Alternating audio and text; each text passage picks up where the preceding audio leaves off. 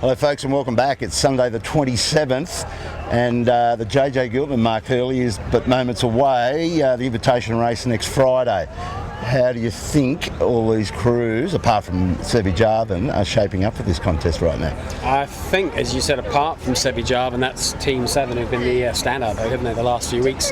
There's no one else showing absolutely clear form for those second, third, fourth, fifth slots.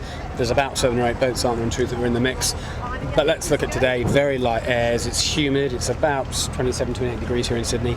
Very light airs. It's probably the last thing that these guys wanted as effectively the last proper practice race. And this is a proper, a serious race on a Sunday, but they all, what's in their heads is it's last warm-up race. Yeah, it's disappointing. It's very light airs. I mean, it might fill in later on, but at the moment it's just about startable. Probably 5 or 6 knots of breeze looking up the track. There'll be little puffs here and there, but it's going to be very light, very tricky. Not sure how much we're going to learn from this, other than maybe who gets their luck early. Well, that's the disappointing part of it, because for you pick the podium people that are trying to get a handle on this racing as the year's gone on, today's not going to help anybody, I don't think, particularly you guys, because other than Sevi, who we expect to perform even in these conditions, it's not going to really give us a guide to what's going to happen in the Giltinan, unless it won't matter, because if the Giltinan throws up this sort of weather, it's going to be a bit of a lottery, and so it's a bit unfortunate, but yes, the breeze could come in. And just keep your juices flowing, because the Pick the Podium starts on Friday for the invitation race. It's the whole 8 races through the competition, so you're going to have to get your heads on, smartened up, and try and work out the form, because you haven't seen the Kiwis yet, and you haven't seen the Queensland boat, what he does. I know they're a big crew, David Witt's coming down, long shot, but if it's fresh, you'll create some problems. But you need to have a look. We're going to put some more clips up during the week to try and give you some ideas about what we think about how to rank these boats, and who do we think is going to perform. But there's so many loose ends to this, it's going to be really interesting. So Fish and Pakel, quite a few weeks ago, we saw them really stand out in this light, not this light, but it was very manageable conditions, big sail breeze, and as is Kenwood, they were right up there in that particular race. And we always expect John O'Witty in these lighter conditions, and here's another boat that's got a light crew, so this is all starting to work out for you Pick the Podium people. If we get this sort of weather in the Giltinan, and the forecasts are predicting these sorts of flaky days, you've just got to look at these boats, because they're punching well above the more fancy boats, aren't they? That's right. Now I can tell you this much: we always do a little bit of a Pick the Podium update halfway through the race, and John Winning's Yandu had quite a bit of interest in it, and John Black is the first one to acknowledge Yandu as one of his picks, and he had Gotta Love at 7 and Pure Blonde. So he's got a lot of work to do, because Sebi's out the door and so is Pure Blonde, but he's the first one with Yandu. Then we go to Timothy Olin. He's got Yandu in his picks. He's got Thurlow Fisher's Lawyers, so he's looking pretty strong to be the first closest to the podium, because Thurlow went round in 3rd spot, as you know. So it's all sitting with Timothy Olin and John Black. So that's how it's shaping up. Could be some more changes in this.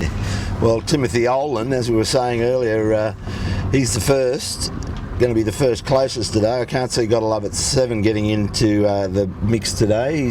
He was the form favourite, as we said before, but form doesn't account for much. It's only paper form and a lot of results that back it up, but on a day like this, just screw that bit of paper up for me. So here's our leader, John Winning. He was able to navigate his way at very slow speed, 1 step forward, 3 backwards, and he's got about a boat length to go. That could take him another 10 minutes to make that distance, Mark. We've only got 5 minutes left on the camera car. We're not sure if he'll cross the line in 5 minutes, but somehow John Winning and his band of merry old men have slipped along here rather beautifully, and they've made the younger lightweight guys look just a little bit clumsy, haven't they? So good on John and his lads. That's a jibe, isn't it? Or is it a tap? Wow, he's broken the line. Well, other way around, he's broken the line. A lot of relief. Very good day for beer sales on the spectator boat. Yeah, they'll be pouring them off there. A good day for John Winning, and a bad day for a lot of people, actually. They're all those boats behind us that are parked up towards the Harbour Bridge are not going to get finished, because what do they say, 10 minutes to go on this race time. It turns out. And even Thurlow Fisher and Slam might struggle to get here for that. So that's a great effort for John Winning. Don't forget, he got the lead. He sniffed it out. He saw Panasonic taking advantage going down that point pipe ashore. He went in further. Asco came out first. got murdered. Then Panasonic came out, crashed and burnt, and Woody just stuck to that shore, and that's where he got in front, wasn't it? Good on him. And Woody, we know he's good in heavy airs. We know he's become pretty good in medium airs, and now we'd have to say he's not to be taken lightly in the very light airs. So good for John winning, lead up to JJ for everyone else. To be honest, nothing they can really learn from today, other than the fact that they don't like sailing in light airs, but they knew that already. And the podium, I guess we'll get that up on the screen if and as and when there are 2 more finishes, but who knows? Well, I can tell you this much.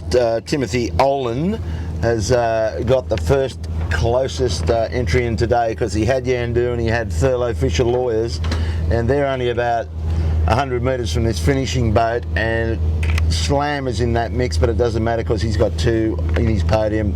Well done, Timothy. The rest of you pick the podium, people.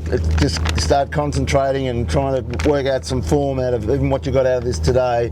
But we'll be busy during the week and be getting a whole lot of information out to you as far as the entrance, and you'll be looking at the weather forecast, no doubt, for Friday and the other races. So that's it for us. We've been bored senseless out here today, but hopefully we got something across.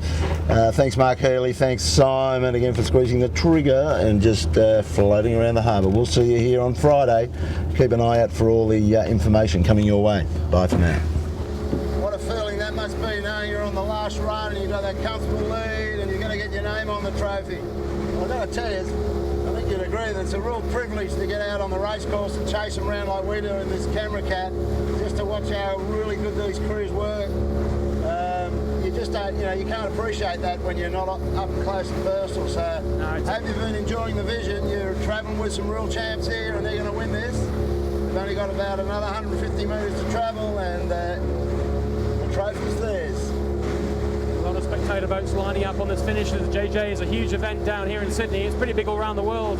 We know we've got several thousand people watching this telecast on the internet from all over the world, and certainly down here in Sydney on a Sunday afternoon. There's a lot of boats out to watch this. They all want to know who's going to be the JJ champion, and for the second time in 3 years it looks like it's going to be these 3 on the Gotta Love It 7 boat. What's he doing? Is he going to throw one up? They're going to show off. And they are just making sure they play a little tune for the sponsors here, you'd have to say. Let's hope this doesn't come unstuck.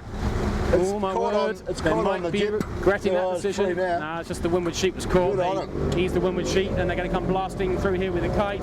Photo opportunity for all that chat. Here they come. A few thousand spectators out here as well. They're going to get a big cheer. Crossing the line in 3, 2, 1. JJ Champions 2010. Gotta Love It 7.